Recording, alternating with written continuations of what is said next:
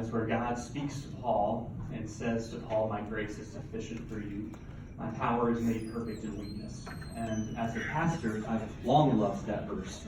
It's where Paul comes to God 3 different times and says, "God, would you fix this? Would you fix this? Would you fix this?"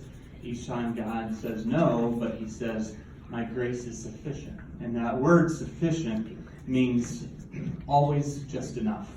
And to me, that's such a beautiful promise of God, that his grace is always just enough. And as a parent, that is a really important truth, that God's grace to you is enough for you for today. It's just enough for today. Now you start thinking very far ahead to tomorrow or next week or next month, and it may seem like it's not going to be enough. But the power of that verse is it's always just enough. And the idea is that when you come to God, whatever size of empty container you have, that's what he will fill with his grace. And so if your container is a cup, then he'll fill up that cup with his grace. It's enough for that cup. But if your container is a wheelbarrow, he'll fill up the wheelbarrow with his grace.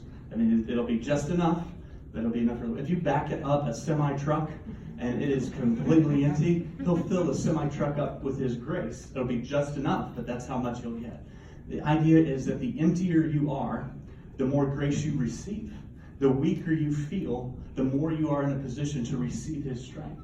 And I want to pray that truth over you, that God's grace would be sufficient, that his grace would be just enough for you for today, and then you would discover that truth again all over tomorrow. So let me